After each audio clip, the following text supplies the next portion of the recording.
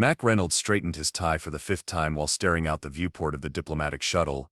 The swirling purples and greens of the Elder Empire's capital planet Vastus Prime grew larger by the second. His reflection in the glass looked about as confident as a chihuahua in a thunderstorm. "First assignment?" asked the shuttle pilot. A burly woman named Captain Ortega who had been ferrying diplomats to the Elder Empire for 15 years.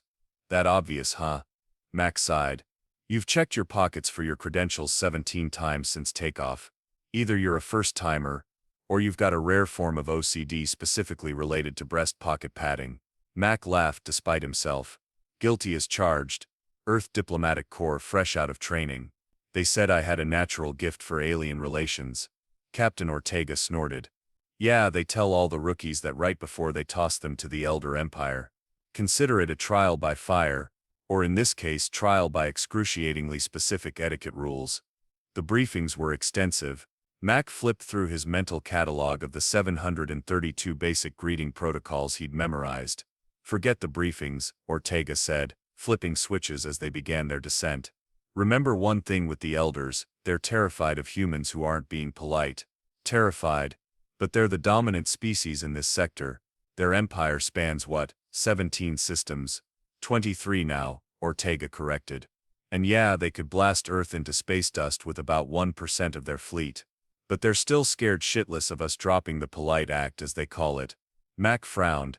"That makes no sense. Welcome to galactic diplomacy, kid. Nothing makes sense, everything's made up, and the points definitely matter." The shuttle docked with a gentle thud at the Grand Diplomatic Spire, a structure that seemed to be made entirely of impossibly thin crystalline tubes, arranged in patterns that hurt Mac's eyes if he stared too long. Apparently the architecture itself was a form of mathematical communication. Mac made a mental note to avoid saying it reminded him of a giant game of pickup sticks. Captain Ortega gave him a friendly pat on the shoulder as she handed him his bags. "Good luck in there. Remember, no matter what happens, just stay polite." "That's my secret, Captain," Mac replied with a forced smile.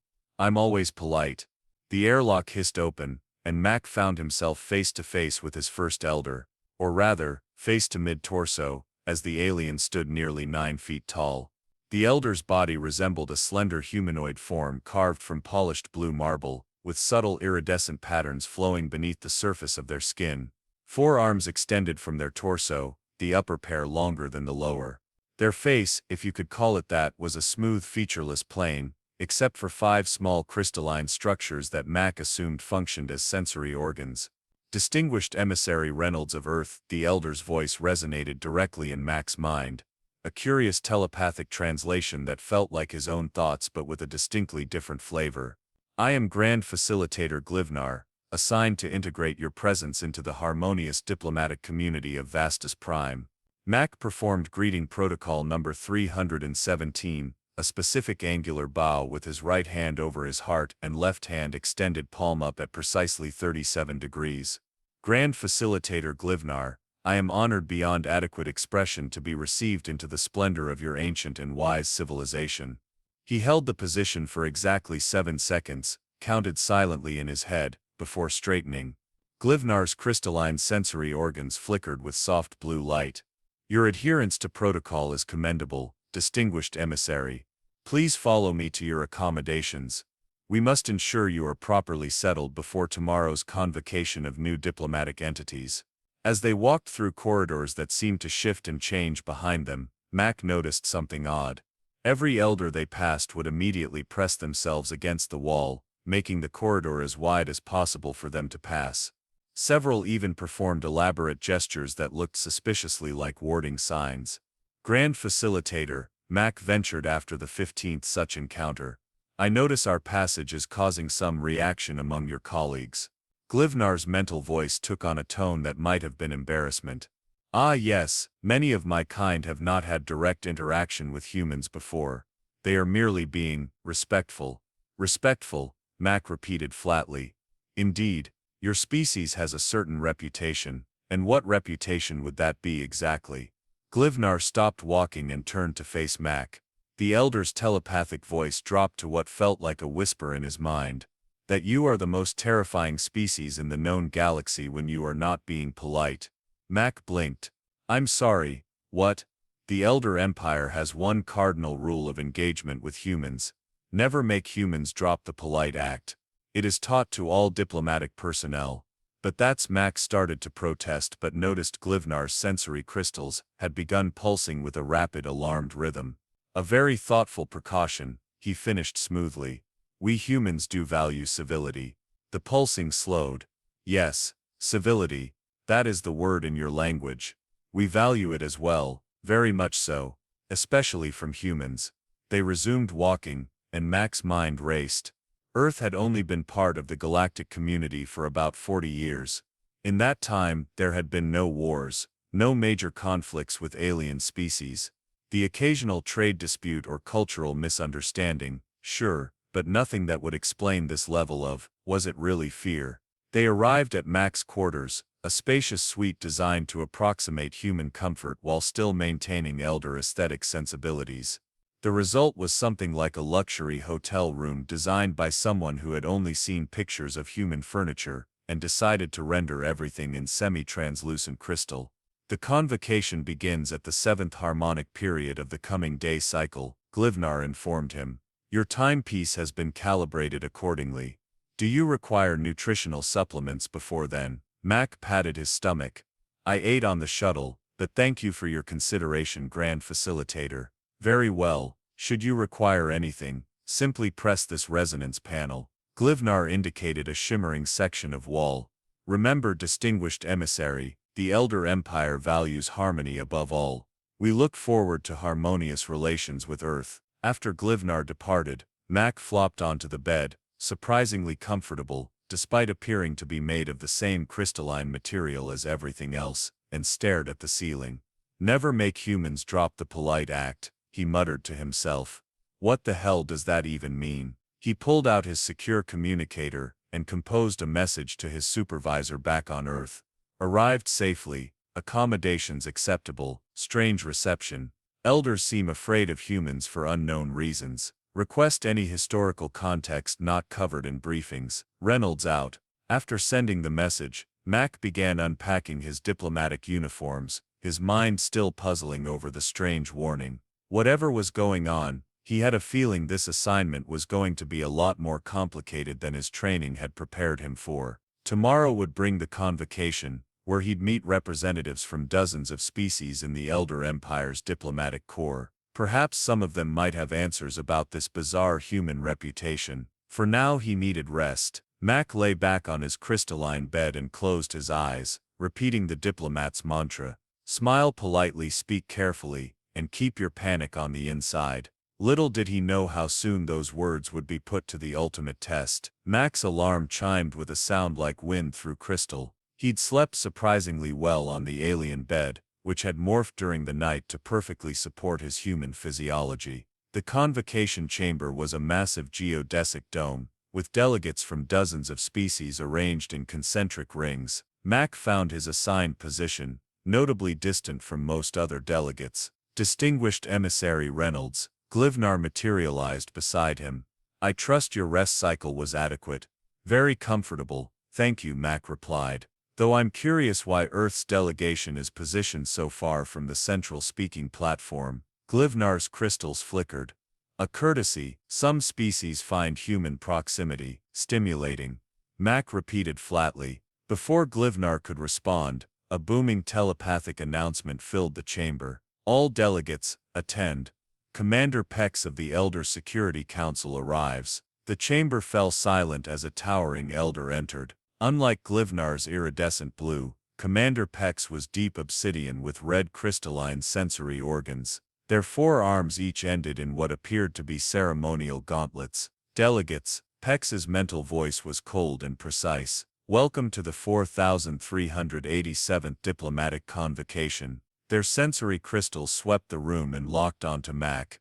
I see we have a human delegate. How refreshing. The word refreshing somehow conveyed the exact opposite sentiment. Glivnar whispered telepathically to Mac. Commander Pex oversees security for all diplomatic functions. They are traditionally minded regarding humans. Meaning, Mac whispered back, meaning they believe the historical records more than most. The convocation proceeded through mind-numbing procedural minutiae. Mac maintained perfect diplomatic posture, despite growing discomfort. Beside him, representatives from various species kept stealing glances at him, a mix of curiosity and apprehension. A small green amphibious delegate, 3 seats away, leaned toward him. "Is it true?" the creature asked telepathically. "Is what true?" Mac responded. "That humans once made an elder cry by simply describing what you call customer service." "I don't believe so, no." The delegate seemed disappointed. As the convocation dragged on, Mac noticed Commander Pex watching him intently. During a brief recess, the commander approached. "Distinguished Emissary Reynolds," Pex's mental voice was like gravel. "I must verify your understanding of Protocol 72B regarding physical gestures." "Of course, Commander. No sudden movements. Maintain 1-meter minimum distance from elder officials, and all hand gestures must be preceded by a verbal indicator." Pex's crystals flashed. "Impressive for a human. You understand the consequences of protocol violations. Diplomatic censure and potential expulsion," Mac recited. "Indeed. Though for humans we have special considerations." "May I ask why humans receive special treatment, Commander?" Pex studied him. "You truly don't know, do you? Your species' historical interaction with ours. Our briefings indicate Earth only established contact with the Elder Empire 40 years ago. Your briefings are incomplete," Pex said coldly. "Ask your Grand Facilitator about the Harbin Incident." Before Mac could question further, a commotion erupted across the chamber. A delegate from the Marduvian collective, insectoid beings known for aggressive expansion, had knocked over a ceremonial crystalline sculpture. The chamber froze. According to protocol, this was a grave offense. The Marduvian buzzed angrily. "This obstacle was placed deliberately in our path. We demand." "You demand nothing," Commander Pex interrupted. "You will perform the ritual of contrition immediately." The Marduvian's compound eyes flashed defiantly. "The collective does not bow to outdated elder customs." The tension in the room became palpable. Mac sensed this was more than a simple diplomatic faux pas. It was a calculated move. The Marduvians were testing boundaries. Without thinking, Mac stepped forward. "If I may offer a perspective." All eyes and sensory organs turned to him. "The ritual of contrition has great significance to the Elder Empire, as does the Marduvian principle of standing firm. Perhaps a synthesis of traditions would honor both cultures." Pex's crystals pulsed rapidly. "You propose an alternative, human." The Marduvian delegate could acknowledge the significance of the artifact while the elders acknowledge it was placed in a high-traffic area. "No ritual required. Just mutual respect." A tense silence followed. Then, remarkably, both the Marduvian and Pex gave slight nods. "Acceptable," Pex conceded. As the crisis diffused, Mac caught whispers among the delegates. "Did you see that? The human solved it without even raising his voice. Imagine if he had gotten angry." Later, Glivnar approached Mac. "That was impressive diplomacy." "Just doing my job," Mac shrugged. "You navigated a situation that would typically escalate." Commander Pex rarely compromises. "Why does everyone seem surprised when humans are reasonable?" Glivnar hesitated. "There is something you should know about the polite acts we fear humans dropping. It's not just about etiquette." "Then what is it about?" "The Elder Empire's historical archives contain records of human behavior that your species seems to have forgotten. Times when humans were not being polite."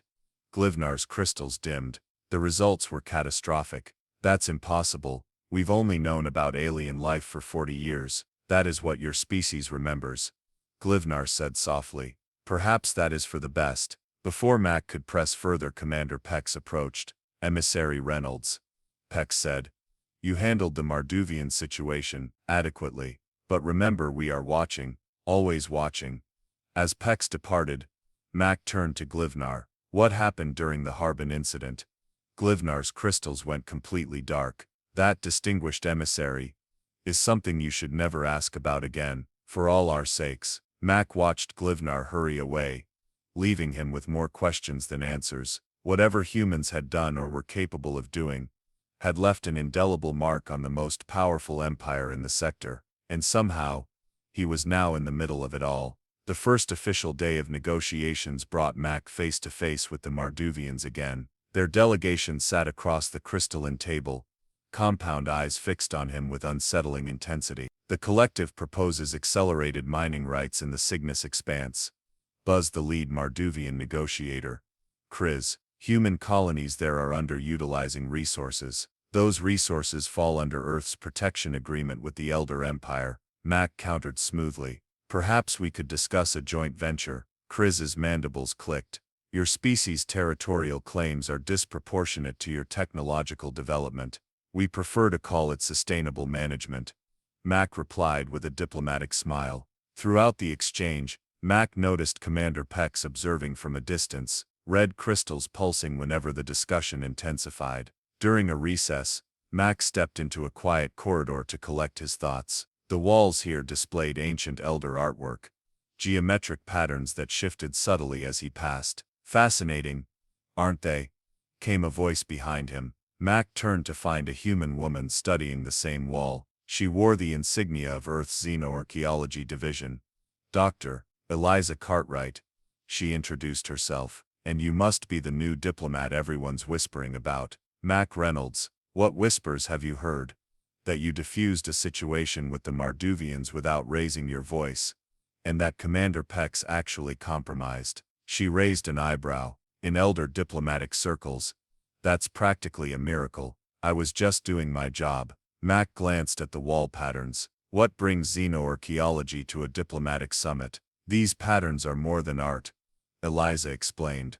They're historical records. I've been granted limited access to study them. She lowered her voice. Although limited is putting it mildly, there are entire sections I'm forbidden to examine. Let me guess.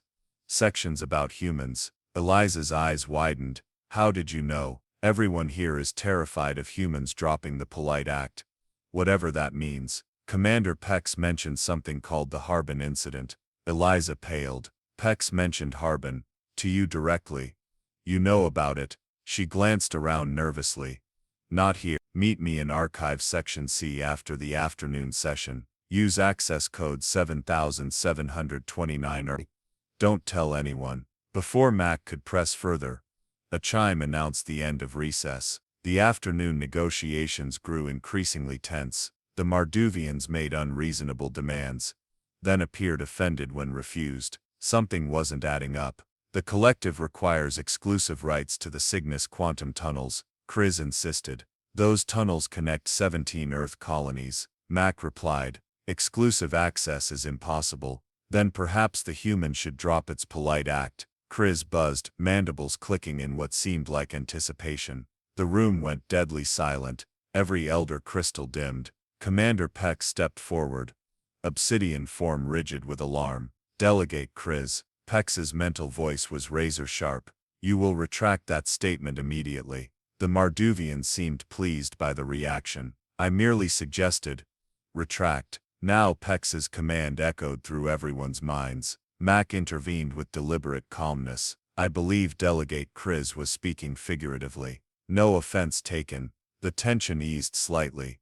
But Mac caught Chris exchanging glances with another Marduvian. They were deliberately provoking reactions. But why? After the session, Mac slipped away to Archive Section C. The corridors grew older and less maintained as he descended. Using Eliza's code, he entered a dimly lit chamber filled with ancient crystalline data storage. You made it. Eliza emerged from behind a column. I was beginning to worry.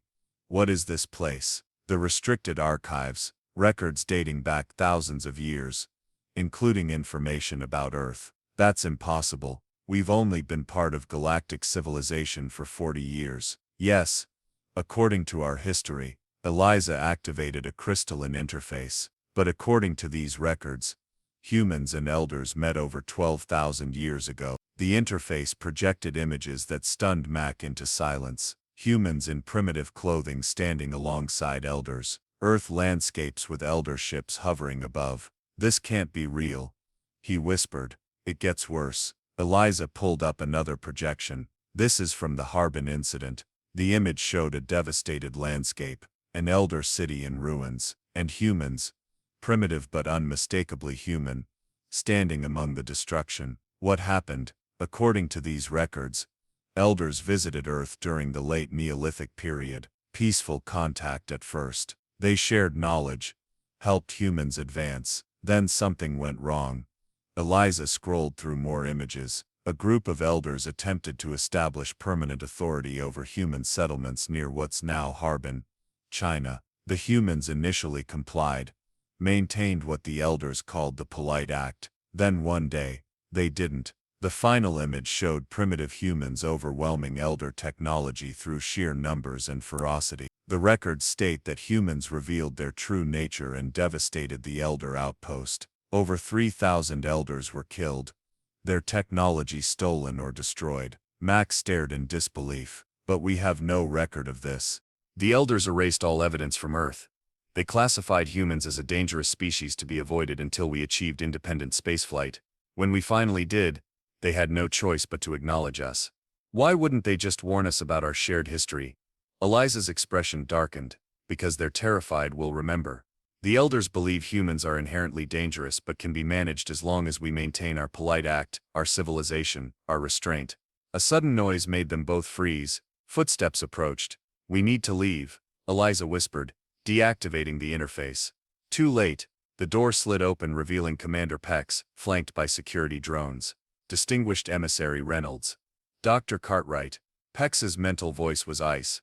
Accessing restricted archives is a serious violation. Commander, you were just learning things your species is not meant to remember. Pex's crystals burned crimson. Security protocols have been initiated. Both of you will return to your quarters immediately and remain there until further notice. As they were escorted out, Mac noticed Marduvian delegates watching from a distance, their compound eyes glinting with satisfaction. Something bigger was happening here. The Marduvians were deliberately creating tension. The elders were hiding Earth's true history. And somehow, Mac and Eliza had just become pawns in a game thousands of years in the making. In his quarters, Mac found a message waiting on his secure communicator. Archives compromised. Meet at observatory level, 3rd cycle. We're being set up. The mystery was deepening, and the diplomatic mission was rapidly becoming something far more dangerous. Mac slipped through the dimly lit corridors of the diplomatic spire, avoiding the crystalline security drones that hummed at every intersection. He'd memorized their patrol patterns during his first day, a habit from diplomatic training that was proving unexpectedly useful. The observatory level was deserted at this hour, a vast dome of transparent crystal offering an unobstructed view of Vastus Prime's 3 moons. Eliza was already there, hunched over a data terminal. I was beginning to think you weren't coming, she said without looking up. Had to take the scenic route. Security's been tripled since our little archive adventure. It's not just because of us. Eliza's fingers flew across the interface. Look at this. The terminal displayed security feeds from throughout the diplomatic complex. On one, Marduvian delegates huddled with representatives from 3 other species. On another, elder security forces assembled what appeared to be defensive barriers. What am I looking at? Mac asked. The beginning of a diplomatic crisis. Eliza pulled up another feed showing Commander Pex addressing the Elder Security Council. The Marduvians are pushing for something and they're using us, humans, as the catalyst. Us? How? I've been monitoring communications. The Marduvians have been spreading rumors that Earth is demanding access to restricted elder technology supposedly connected to our shared past. Mac frowned. But we're not. Of course not. But the Marduvians don't need truth. They just need fear. They want the elders distracted while they make their real move. Which is? Eliza pulled up a star chart. The Cygnus quantum tunnels you were negotiating over. They're not just transit routes. According to these files, they're connected to ancient elder defense systems. If the Marduvians gain exclusive access, they could potentially control elder security infrastructure. Mac finished. But why bait humans specifically? There are dozens of species here. Because of this. Eliza activated a final display. A historical record labeled Species Threat Assessment. Humans were classified Extinction Level Threat. Containment Priority Alpha. That's, Max stared at the classification. Insane. Yes. But it explains everything. Eliza lowered her voice. The elders don't just fear humans dropping the polite act. They're terrified we'll remember what happened and seek revenge. For something 12,000 years ago. That's, an alarm blared, cutting him off. The security feed showed chaos erupting in the main diplomatic chamber. What now? Mac groaned. The largest display switched to the chamber where Marduvian delegates were gesturing frantically at what appeared to be a damaged data core. Commander Peck stood before them, crystals blazing crimson. They're claiming we hacked their systems. Eliza whispered, using our archive access as proof. That's ridiculous. We were just looking at historical records. They've fabricated evidence linking our access codes to a data breach in their delegation's quantum encryptions. The door to the observatory hissed open. 4 Elder security drones floated in, their crystalline forms pulsing with warning lights. Distinguished Emissary Reynolds and Dr. Cartwright, came Pex's telepathic voice through the drones. You are confined to quarters pending investigation of serious security violations. Resistance will be considered confirmation of hostile intent. Max stepped forward, hands raised placatingly. Commander, we're being set up. The Marduvians are. The Marduvians have provided evidence that Earth delegates accessed restricted military protocols. Your presence in the Forbidden Archives corroborates their claims. We found evidence of ancient contact between humans and elders. Eliza interjected. Evidence you've been hiding from us. The drones advanced. That information is classified for the protection of all species. Protection? Mac challenged. Or control? You've classified humans as an extinction-level threat, based on an incident from 12,000 years ago. You're letting that fear blind you to what's happening now. The drones paused, their crystals flickering in what might have been uncertainty. The Marduvians want control of the Cygnus quantum tunnels. Mac continued. They're using your fear of humans to distract from their real agenda. After a tense moment, Pex's voice returned. You will be escorted to secure holding. The council will evaluate your claims. As the drones surrounded them, Eliza slipped Mac a small data crystal. Hidden backup, she whispered. Everything we found. In the holding cell, a surprisingly comfortable, but obviously secure room. Mac examined the crystal while Eliza paced. Even if we're right about the Marduvians, she said, we have no way to prove it. And now we're prime suspects. Mac inserted the crystal into his secure communicator. It projected a holographic display of the archive files, including one he hadn't seen before. What's this? He asked, pointing to a file labeled Protocol Omega. Eliza stopped pacing. I don't know, it was encrypted. Mac opened the file. Inside was a single elder directive from 12,000 years ago. In the event of human remembrance, Protocol Omega authorizes immediate quarantine of Sol system. No communication permitted. No evacuation permitted. Humans must never learn of their potential. Our potential? Mac whispered. What does that mean? The door slid open. Commander Pex entered alone, obsidian form looming over them. It means, Pex's mental voice was somber, that your species possesses capabilities that frighten even the eldest of elders. Mac stood. Commander, we need to talk about the Marduvians. The Marduvians are no longer our primary concern. Pex's crystals pulsed slowly. You have discovered information that activates Protocol Omega. Earth will be quarantined. All humans in elder space will be detained. That's an act of war, Eliza protested. It is an act of survival, Pex corrected. The archives you accessed contain only partial truths. The Harbin Incident was not merely a rebellion against elder authority. Pex approached the holographic display, manipulating it to show new images, primitive humans demonstrating abilities beyond normal physical limitations. When your ancestors dropped the polite act, they revealed capabilities we still cannot explain. Strength beyond biological possibility, cognitive processing that rivaled our quantum systems, coordination that suggested hive mind attributes without any detectable technology. The images showed humans lifting elder technology that should have been impossible to move, outmaneuvering elder security systems, and somehow disrupting elder telepathic networks. We believe your species evolved as apex predators capable of entering enhanced states during periods of extreme stress, what you might call fight or flight responses. But your particular evolution produced something far more dangerous. When threatened, when you drop what you call civility, you become something else entirely. That's absurd, Max said. Humans are just humans, are they? Pex challenged.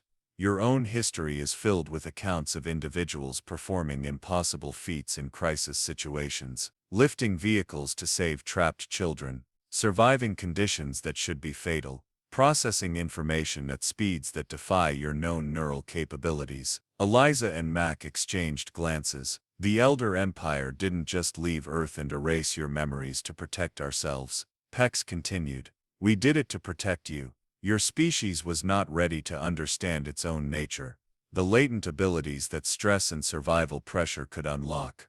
And now, Mac asked quietly, now you know enough to be dangerous. Protocol Omega. An explosion rocked the diplomatic spire, cutting Pex off. Alarms blared. The Marduvians. Pex's mental voice was sharp with sudden understanding. They wanted us distracted. They wanted humans contained. Another explosion, closer this time. They're attacking the quantum tunnel controls, Pex realized. If they seize those, the Elder Empire loses control of its own defense network. Mac finished. Commander, whatever you believe about humans right now, you need our help. Pex's crystals flickered rapidly. The Elder equivalent of internal conflict.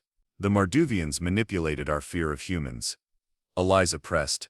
They knew exactly which buttons to push because you've been pushing the same ones for thousands of years. After what seemed an eternity, Pex reached a decision. Distinguished Emissary Reynolds, Dr. Cartwright. The Elder Security Council requests your assistance in resolving the current crisis. The formal phrasing was clearly difficult for Pex. Please maintain your polite act. While doing so, Mac and Eliza shared a look that mixed relief with determination. We'll do our very best, Commander. Mac replied with a diplomatic smile that didn't quite reach his eyes. After all, we'd hate to be impolite. Chaos reigned in the central hub of the diplomatic spire. Emergency lights pulsed as Elder officials rushed between stations. Through the massive viewport, Mac could see Marduvian vessels in attack formation, their insectoid hulls gleaming against the starfield. They've breached the quantum tunnel control nexus, an Elder technician reported, their crystals flashing with alarm. Commander Pex turned to Mac and Eliza. The Marduvians have 3 boarding parties inside the nexus. Our security forces are engaged, but the Marduvians appear to have inside information. Inside information about what? Mac asked. Our defense protocols. As if they had access to our security systems for months. Eliza's eyes widened. Or as if someone gave them access. She quickly accessed a nearby terminal. Commander, check the access logs for the quantum tunnel controls for the past 3 months. Pex did so, crystals dimming as the data appeared. There have been 17 authorized inspections by the Diplomatic Security Division, which you head, Mac noted. Yes, but I didn't authorize these. Pex's mental voice hardened. These authorizations carry my signature encryption, but I never issued them. Someone in your division is working with the Marduvians. Eliza concluded. They've been setting this up for months, using human delegates as convenient scapegoats. The tactical display showed Marduvian forces advancing through the nexus. We need to get into those tunnels, Mac said. If we can reach the central control hub before they fully secure it. Impossible, Pex interrupted. The defense systems are active. Anyone approaching will be targeted. Unless they have proper authorization. Eliza pointed out. Like your security override. Pex's crystals pulsed with reluctance. I cannot authorize humans to access our most sensitive defense infrastructure. With all due respect, Commander. Mac said sharply. Your empire is under attack. Your security has been compromised. And your diplomatic complex is in chaos. This is not the time to worry about 12,000-year-old protocols. An explosion rocked the station. Closer this time. The Marduvians have reached the central nexus, a technician reported. Quantum tunnel controls compromised at 60%. Pex's form seemed to stiffen, then relax in resignation. Very well, but you will be accompanied by my personal security drones, and you will maintain your restraint at all times. Commander, Mac said with deadly seriousness. Right now, our restraint is the only thing saving your empire. 10 minutes later, Mac and Eliza were speeding through maintenance tunnels on gravitic sleds, flanked by Pex's security drones. Their course would intercept the quantum nexus from below, a route apparently not covered by the Marduvians' stolen security protocols. So, Mac said as they navigated a particularly narrow passage, humans have latent abilities that activate when we drop the polite act. Convenient timing for that revelation. You don't believe it. Eliza asked. I believe the elders are terrified of something they saw humans do millennia ago. Whether that something was superhuman abilities, or just good old-fashioned human tenacity when cornered, I don't know. The records were specific about enhanced strength, speed and cognitive processing. Records can be manipulated, especially records meant to justify quarantining an entire species. They emerged into a vast spherical chamber, lined with pulsing crystalline structures, the quantum tunnel control nexus. Across the chamber, Marduvian soldiers were connecting devices to the central control pillar. They're installing override protocols, Eliza whispered. Once those are in place, they'll control all quantum tunnel transit throughout Elder space. Then we stop them, Mac replied simply. One of Pex's drones extended a crystalline tendril to Mac's communicator. Commander Pex has authorized emergency diplomatic intervention protocols, came Pex's mental voice. You are empowered to negotiate on behalf of the Elder Empire. Negotiate? Mac raised an eyebrow. With an invasion force, Elder protocols require attempted negotiation before any alternatives. Mac exchanged a glance with Eliza. Fine, let's be diplomatic. He stepped into the open, hands raised. Delegates of the Marduvian Collective. This is Distinguished Emissary Reynolds, of Earth. I request immediate cessation of hostile activities and the opening of emergency diplomatic channels. The Marduvians froze, compound eyes swiveling toward him. The apparent leader, Kriz from the negotiations, stepped forward. The human diplomatic contingent was confined to quarters. Kriz buzzed. Your presence is unauthorized. Actually, Max smiled thinly. I've been granted emergency diplomatic authority by Commander Pex of the Elder Security Council, which means I'm authorized to negotiate the terms of your surrender. Kriz's mandibles clicked with what might have been amusement. Surrender? We control the quantum tunnels. Soon we will control Elder space itself. About that, Mac gestured to Eliza, who had quietly moved to a secondary console. Dr. Cartwright has just activated the Nexus's historical archives, the ones showing how the Marduvian Collective has been systematically infiltrating Elder security for months. Quite impressive actually. Kriz's compound eyes narrowed. Irrelevant. Within moments our control will be absolute. Here's what's going to happen, Mac continued, his voice hardening slightly. You're going to disconnect your override devices, withdraw your forces, and present yourselves to the Elder Security Council for censure. In exchange, the evidence of your long-term espionage operation will remain confidential. The Marduvians chittered among themselves. And why? Kriz demanded. Would we agree to such terms when victory is within our grasp? Because, Max said quietly, the alternative is that humans get involved. Humans are already involved. You are here, are you not? No. Mac corrected. Right now, I'm being polite. A strange silence fell across the chamber. Even the Elder security drones seemed to pull back slightly. You threaten us with the human myth. Kriz buzzed incredulously.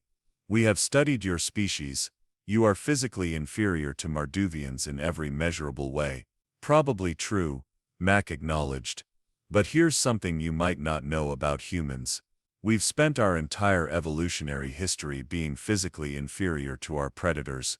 We survived anyway. He took a step forward, and despite himself, Kriz retreated slightly. The Elders have been terrified for 12,000 years, because they discovered something about humans that they didn't want anyone else to know. Something about what happens when we're backed into a corner. Another step. The Marduvian soldiers raised their weapons.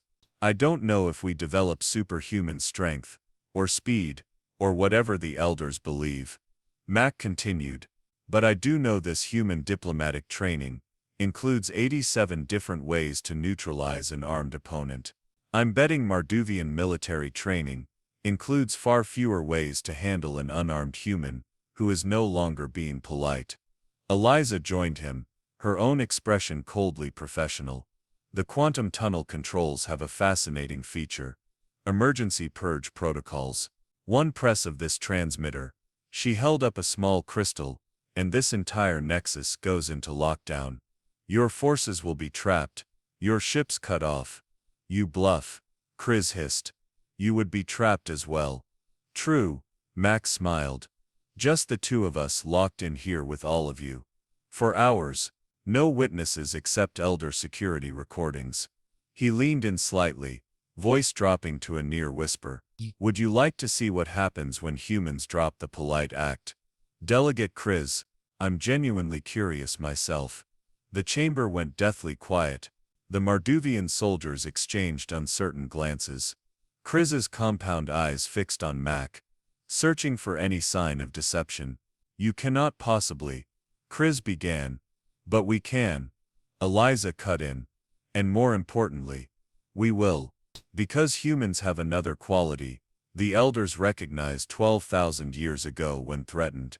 We don't calculate odds. We just act. Mac could almost see the calculations running behind Chris's eyes. The Marduvian was weighing the certainty of being trapped against the uncertainty of what humans might actually be capable of. 10 seconds to decide, Mac said pleasantly. Then we dropped the polite act. From the shadows, Commander Pex watched the scene unfold with crystals pulsing in a pattern that, had humans been able to interpret it, would have registered as profound discomfort mixed with fascination. What happened next would be debated in elder diplomatic circles for centuries to come. For 18 tense seconds, no one moved in the quantum tunnel nexus. Chris's compound eyes remained locked on Mac's, mandibles twitching slightly. 8, 7. Mac continued the countdown, his voice still diplomatically pleasant. Eliza's finger hovered over the transmitter, her expression perfectly calm. 6, 5. Chris raised a clawed appendage. Stop. The Marduvian soldiers froze. Your terms are acceptable. Chris buzzed reluctantly. We will withdraw. Mac maintained his diplomatic smile. A wise decision. Please instruct your technicians to disconnect their override devices. Slowly and visibly. As the Marduvians complied, Commander Pex emerged from the shadows, obsidian form gleaming under the Nexus lights. This is unexpected. Pex's mental voice conveyed genuine surprise. The Marduvians do not retreat. Everyone retreats when the alternatives are worse. Mac replied quietly. Watching the Marduvians disconnect their equipment, Eliza leaned close to Mac. That was quite a bluff. Who said I was bluffing? Mac whispered back with a wink. Elder security forces arrived to escort the Marduvians to detention areas. As Chris passed Mac, the insectoid diplomat paused. You maintained your politeness, Chris observed. We expected humans to become violent when provoked. That's the thing about politeness, Mac replied. It's most valuable when it would be easiest to abandon. As the Marduvians were led away, Commander Pex approached the humans. You prevented a catastrophic security breach without firing a weapon or causing harm. Pex's crystals pulsed in complex patterns. The Security Council will want a full report. Happy to provide one, Mac said. After we discuss Protocol Omega and the quarantine order against Earth. That is not open for. It is now, Eliza interrupted firmly. We've earned that much. Pex's crystals dimmed briefly. The elder equivalent of a sigh. Very well. Follow me. The Elder Security Council chamber was smaller than Mac had imagined, an intimate circular room with 13 elder counselors seated around a crystalline table. Commander Pex stood at attention while Mac and Eliza presented their findings. The Marduvians exploited your fear of humans, Mac concluded. They studied your historical records, identified your blind spot and manipulated it perfectly. As long as you maintain this irrational fear of human potential, you'll remain vulnerable to similar tactics. Is it truly irrational? Asked an elder with pale blue crystals. Your own actions today confirmed our assessments. You subdued an armed force through intimidation alone. Through diplomacy, Mac corrected. I didn't drop any polite act. I simply established clear boundaries and consequences. What the elders witnessed 12,000 years ago wasn't some superhuman transformation, Eliza added. It was simply humans defending themselves when cornered. Yes, humans can be dangerous when threatened, so can most species. The difference is that you've mythologized that danger into something supernatural, The council members' crystals flickered as they communicated privately among themselves. The human makes a compelling point, Pex admitted. Our fear has become a strategic vulnerability. The lead counselor, distinguished by elaborate crystal formations, finally spoke. Distinguished Emissary Reynolds, what would you propose? First, rescind Protocol Omega permanently. Earth poses no threat to the Elder Empire. And second, prompted the counselor. Tell us the truth, Eliza said. All of it. What really happened 12,000 years ago and what you really found on Earth that frightened you so much. Silence fell over the chamber. Finally the lead counselor nodded. What we found, they began, was not superhuman abilities as Commander Peck suggested. That was a simplification. A holographic display activated in the center of the table, showing primitive humans working alongside elders. We discovered that humans possess a unique cognitive adaptation. When under extreme stress, what you call dropping the polite act, your neural pathways reconfigure temporarily. You don't become stronger physically, but your inhibitory neural circuits deactivate. Meaning, Mac asked. Meaning humans are always holding back, Eliza realized. Our brains actively suppress our full physical capabilities to prevent self-injury. Precisely, the counselor confirmed. Most species evolve gradually increased capabilities. Humans evolve tremendous potential strength, speed and cognitive processing, but with powerful neurological governors. When those governors deactivate under stress, we access our full potential, Mac finished. But that's a normal stress response, not some supernatural transformation. Normal for humans perhaps, terrifying for those who witnessed it at Harbin. The counselor's crystals pulsed solemnly. When the Elder expedition attempted to establish control over human settlements, your ancestors initially complied. When the Elders grew more oppressive, the humans appeared to reach a collective breaking point. Their politeness, their neural inhibitors, disengaged simultaneously. A coordinated defense response, Eliza nodded.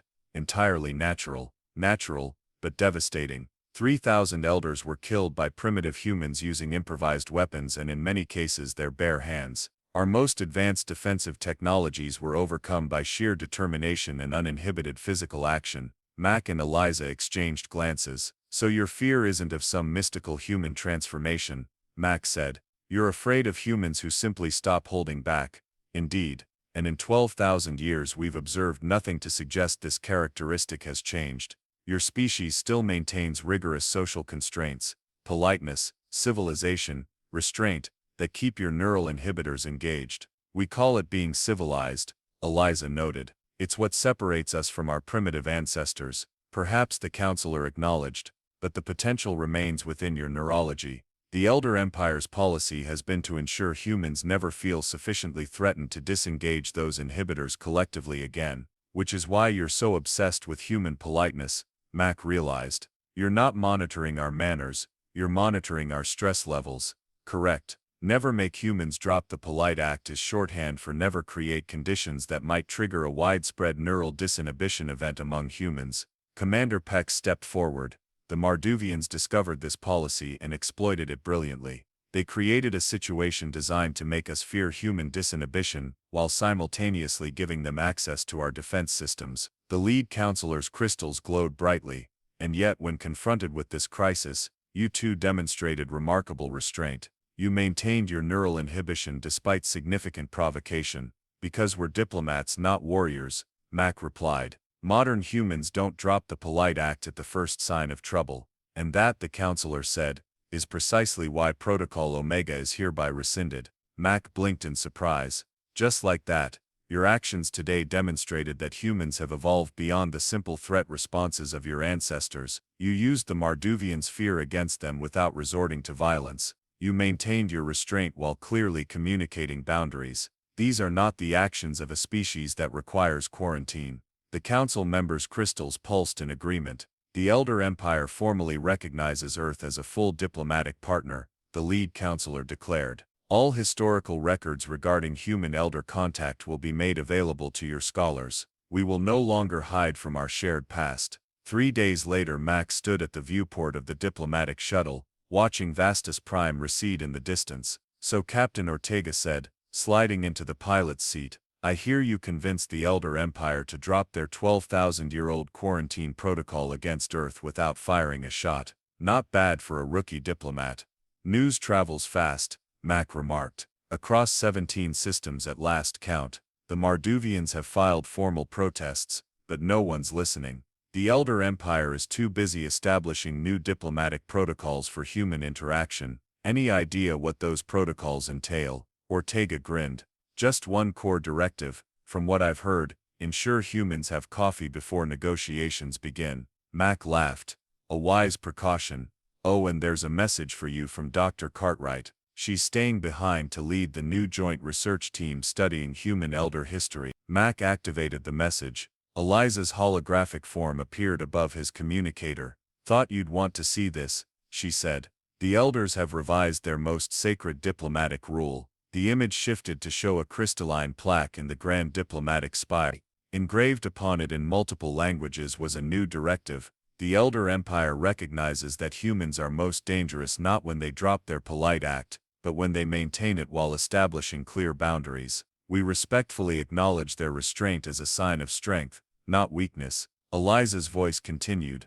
Turns out the Elder Empire never needed to fear humans dropping the polite act. What they actually needed to fear was humans who mastered the art of being resolute while remaining perfectly polite. As the shuttle jumped to faster-than-light travel, Mac found himself smiling. 12,000 years of fear, dispelled by diplomacy and the simple truth that modern humans didn't need to drop the polite act to be effective. After all, as any good diplomat knew, true power wasn't found in losing control, it was found in maintaining it, even when everyone expected you to do otherwise. Commander Pex had asked him before departure what humans called this state of assertive politeness. Mac had simply smiled and replied, "We call it professionalism, Commander, and unlike dropping the polite act, it's something we practice every day." The Elder Empire had one rule about humans for 12,000 years. Now they had a new one, far more accurate: respect humans not for what they might become when provoked, but for what they choose to remain when tested.